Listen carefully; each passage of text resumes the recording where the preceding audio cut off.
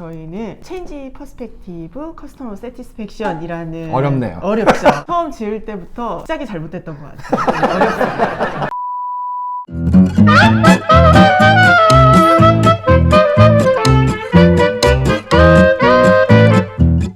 별다쌤의 사업고민 상담소, 오늘도 특집으로 서비스 전문가를 모시고 여러분들과 서비스에 대한 이야기를 한번 해볼까 합니다. 자, 오늘 출연해주신 원장님 소개 한번 해주시겠어요? 네, 안녕하십니까. 저는 CPCS 평생교육원 원장 김은혜라고 합니다. 만나서 반갑습니다.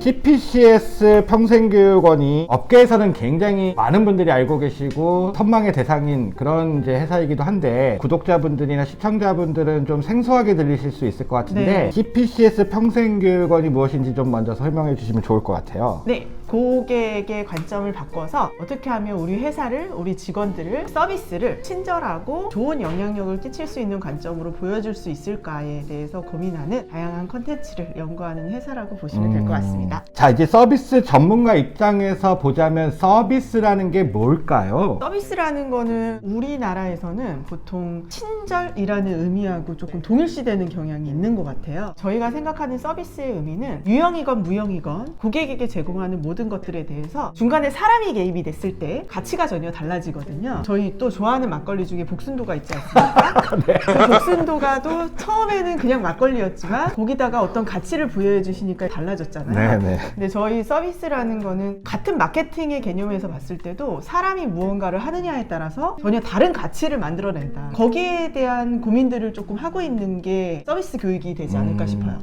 오늘 이제 서비스 관련해서 여러 가지 이야기거리들이 있긴 한데, 서비스를 제공하는 자들은 제대로 서비스를 제공하느냐, 서비스를 제공하는 사람들의 갑질은 없는가, 인터넷들을 좀 찾아봤어요. 커뮤니티에 진짜 다양한 이 사례들이 엄청 많아서 제가 깜짝 놀랐거든요. 네. 이게 지금 어디에 써 있는 거냐면 본인의 가게 소개글에 적혀 있는 겁니다.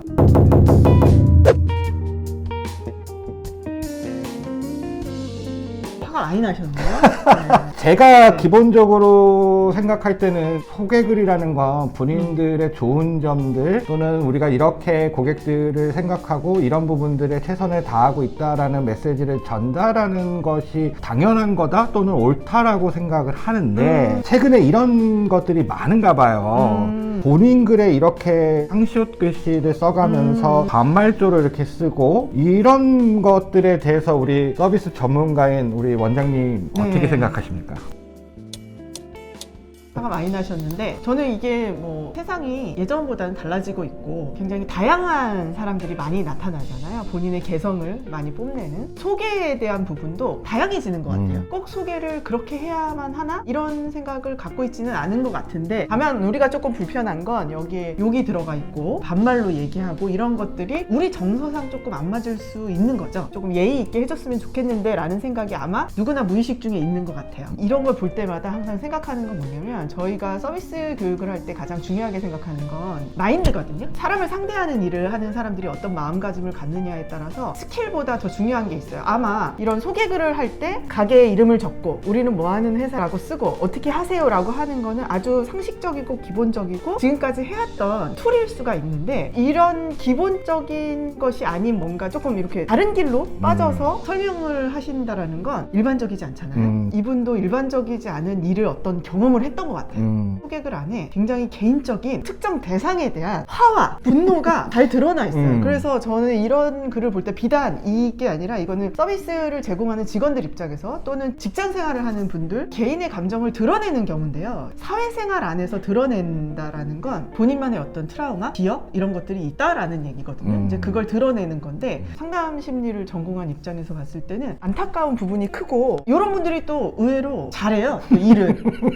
본인 일은 또 되게 잘해요. 이렇게 해놓고 마음속은 또 미안해가지고 이럼에도 불구하고 고객이 오시면은 최선을 다해서 잘해주시는 분들이 많더라고요. 두 가지 양가 감정이 공존하는 거죠. 화가 나서 이런 사람들을 다시는 만나고 싶지 않은 마음과, 그럼에도 불구하고 와주신 분에 대한 너무나 큰 고마움. 근데 이게 두 가지가 같이 가잖아요. 그럼 어떤 문제가 있냐면, 내가 화를 표출했으니까 좀 시원할 수는 있어요. 오시는 분한테 미안한 마음이 드니까 두세 배로 더 잘해줘야 되거든요. 이거랑 별도로 거기서 오는 또 감정 노동도 또 있는 거예요. 악순환 악순환이 반복되는 거죠. 이렇다 그래서 장사 진짜 편하게 하네, 진짜 사이다다 이렇게 생각하시는 분 있을 수 있는데 개인은 아마 마음이 쏙 편안하지는 않을 거다라는 생각이 좀 들어요. 서비스를 잘하는 사람을 보면 되게 항상 밝고 막 인사 잘하고 이런 사람이 서비스를 잘하는 게 아니라 사람에 대한 편견이 없어서 어떤 사람을 만나더라도 그 사람에 대해 예의를 지킬 줄 아는 사람들은 그 일을 오래 해요. 행복하게. 그런데 봤을 때 너무 친절하고 너무 밝고 이런 친구들이 집에 갔을 때 엄마 밥은 내 옷 안 빨아놨어? 막 이런 친구도 있거든요. 이게 어떻게 되면 갭이 커요. 이거는 우울증이 되게 깊게 오는 상황으로 벌어져요. 그러니까 평소 나의 삶과 일할 때 나의 삶의 갭이 크면 안 되거든요. 그래서 이거를 좀 줄일 필요가 있는데 계속 고객과의 이런 어떤 문제가 생긴다 그러면 중간 중심점을 조금 잡을 필요가 있을 것 같아요. 그래서 본인이 얼마만큼 잘 이겨낼 수 있느냐의 문제인 것 같아요.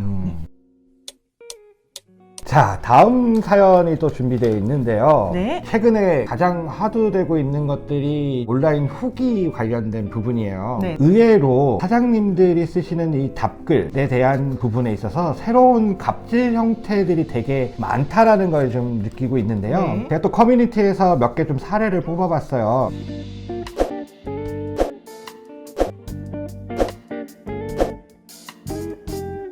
인스타그램이라는 매체에서 상거래들이 좀 많이 이루어지다 보니까 그곳에서 이제 어떤 정식적인 루트라기보다는 약간 좀 새로운 형태의 채널들이 만들어지면서 그곳에서 이제 상거래가 이루어질 때 DM이라든지 카톡 문의라든지 상담 문의를 하면서 발생되는 이런 사례들이 무지하게 지금 많아요. 지금 이게 제가 이제 대충 뽑아온 것만 해도 뭐 10여 장이 될 정도로 이게 엄청나게 많은데 잘 찾으시네요.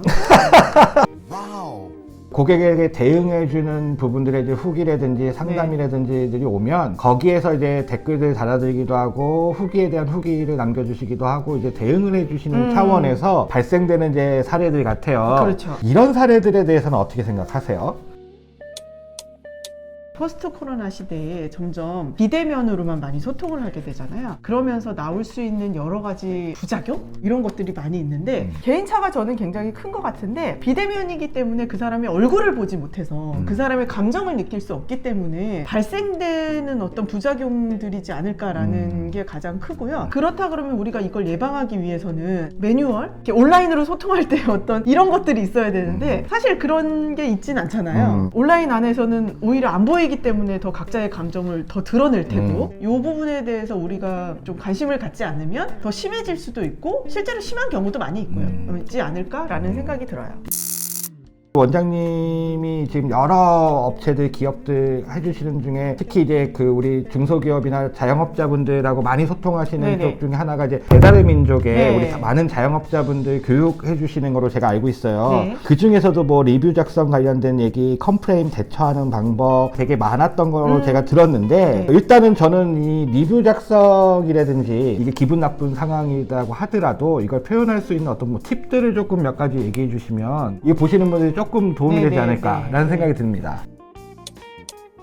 그 리뷰 작성하실 때 여러 가지 유형이 있는데요. 일단 예전에 제가 봤던 것 중에 치킨이 맛이 없어요. 그랬더니 네가 튀겨 드세요. 이런 댓글이 있었어요. 굉장히 사이다죠. 그게 이제 문제가 뭐냐면 그 리뷰를 그렇게 다시면 그분만 보지 않는다. 다른 고객들이 다 본다. 다른 분들 입장에서는 이 집에 치킨 시켰다가는 큰일 날 것 같은 느낌이 들잖아요. 조금 더 팁을 드리자면 불만 댓글이 올라왔을 때는 어떤 이유를 썼을 거 아니에요. 예를 들어 너무 늦게 왔어요. 이렇게 했을 거 아니에요. 그러면은 그 늦게 왔을 때 그 마음이 어떨지에 대해서 공감하는 멘트를 써주시면 50%는 다 한 것 같아요. 사과가 아니더라도 많이 배고프셨죠? 라는 얘기만 해주셔도 좋고요. 제가 배민 사장님들 중에 0.3% 이내 매출이 높으신 사장님들 인터뷰를 진행을 해보면 그런 댓글이 오신 분하고 댓글로 소통하시는 분은 거의 없어요. 직접 전화를 거시는 분들이 거의 대부분이에요. 이 비대면으로 하는 게 한계가 있다는 걸 이미 이분들은 너무나 경험을 한 거예요. 온라인으로 소통하시던 분들은 전화가 오면 일단 되게 놀래요. 아, 이렇게까지 해주시는구나 라는 거에 대한 기대 이상의 무언가를 해주는 것에 대한 감동? 처음엔 별 1개 줬었는데 수정을 해서 별 5개 주시는 경우가 되게 많아요. 만약에 가벼운 댓글이다. 예를 들어 뭐 기호의 문제라든가 배달의 문제라든가 이런 거는 공감을 많이 해주신 다음에 대안이 들어가면 좋은데 대안을 어떻게 하실 것이냐. 예를 들어 덮밥을 먹는데 머리카락이 들어갔어요. 대표님은 어떻게 해주셨으면 좋겠어요? 사장님이. 저는 그냥 환불해 주셨습니다. 환불. 맞아요. 이게 사장님마다 다 달라요. 어떤 사장님은 머리카락만 빼주시는 분들도 있고 어떤 분들은 나는 사이다까지만 하겠다 이러시는 분들도 있고 어떤 분들은 똑같은 메뉴 메뉴를 또 주시는 분들도 있고 어쨌든 대안이 있어야 되는 건 맞는데 이게 문제는 이제 직원들이 커뮤니케이션을 하다 보면 직원은 권한이 없잖아요. 환불의 권한도 없고 아무것도 없잖아요. 거기서 손님들이 되게 빈정상하는 경우가 많이 생겼을 수 있거든요. 그래서 컴플레인이 나올 때 내가 어디까지 해드리겠다라는 거를 직원들하고 좀 소통하셔서 정해두시는 게 굉장히 좋을 것 같고요. 그래서 우리는 무조건 환불 플러스 알파 뭐 서비스 여기까지 하셔도 되고 뭘 그렇게까지 해요. 뭐 사이다 하나 주면 되지 이렇게 하시는 분들도 있는데 그건 사장님들 권한이고 사장님들 마음이죠. 다만 사이다를 줬을 때 고객의 반응에 대해서는 감당을 해야 된다. 본인들만의 어떤 컴플레인이 나올 수 있는 상황에 대한 매뉴얼을 만들어 두는 게 좋고요. 더 좋은 건 뭐냐면 원인 제거가 제일 좋아요. 아예 발생될 원인 자체를 없애버리는 거예요. 그래서 뭐 유명 셰프님들 머리를 아예 밀지 않습니까? 또는 온라인 쇼핑을 하시는 분들 같은 경우에 문제가 있는 물건이 왔다 반품해달라 그럴 때를 대비해서 촬영 시스템을 준다거나 이런 식으로 컴플레인이 자주 발생되는 건 원인을 찾으셔서 없앨 수 있으면 없애는 게 가장 최고의 방법이고요. 자, 그렇게 한 다음에 마지막은 여러 가지 연구 결과를 보면 사과를 할 때 마지막에 앞으로 어떻게 하겠습니다라는 개선 의지를 보였을 때와 보이지 않았을 때의 고객의 반응이 완전히 달라요. 더 노력하겠습니다. 이런 개선 의지를 보이는 걸로 마무리를 지으시면 훨씬 더 좋지 않을까라는 생각이 듭니다. 후기, 리뷰 관련한 부분에 있어서 우리 사장님들이 그 당사자에게 댓글을 단다가 아니라 공개되어져서 보여지는 것이다라는 걸 생각하시고 글을 쓰면 좋겠다라는 생각을 해요. 그 다음에 아까 말씀해 주셨던 상대방에 대한 공감, 두 개가 좀 잘 정립이 되면 아마 제가 생각했을 때는 이런 문제는 별로 없을 거라고 생각해요. 그러니까 이게 익명성이라고 우리 사장님들이 좀 잘못 생각하시는 거죠. 내 사진이나 내가 안 나온다가 아니라 그 가게에 그 사장님이 댓글 다신 거야. 결국 이건 익명성이 아닌 거거든요. 그렇지. 아까 팁으로 또 좋은 얘기 해주셨는데 직접 연락을 취할 수 있다고 한다면 그 오해나 문제들을 소지할 수 있게끔 해주시는 이제 부분. 그리고 마지막으로 이제 말씀해 주셨던 거는 매뉴얼의 부재. 이게 보통 자영업자뿐만 아니라 중소규모의 회사들도 사실 매뉴얼이 없는 경우가 너무 많아요. 그러니 이제 일반 자영업자나 영세 기업들은 얼마나 더 없겠습니까? 이게 없다 보니 기준이 없는 거고 기준이 없다 보니까 항상 이걸 해결하는데 그 고객에게 만족을 주지 못하는 이제 부분이 생기는 거죠. 거기에 필요한 별도의 서비스와 그다음에 이런 컴플레인이 나왔을 때 어떤 대처를 할 것인지에 대한 간단한 기준이라도 세워놓고 본인이 그걸 지키는 것뿐만 아니라 같이 일하는 뭐 직원이든 동료들에게도 그 내용이 전달돼서 그런 것들을 해결할 수 있는 권한을 조금 더 준다면 이런 문제들이 훨씬 더 없어지고 그것이 결국은 나중에 이곳은 참 친절하고 좋은 곳이면서도 맛있거나 머리 잘하는 곳이라고 소문나서 오히려 더 성장할 수 있는 기회가 될 거라는 생각이 듭니다. 뭐 제 생각이 잘 정리가 된 건가요? 네네. 말씀 굉장히 잘하시네요.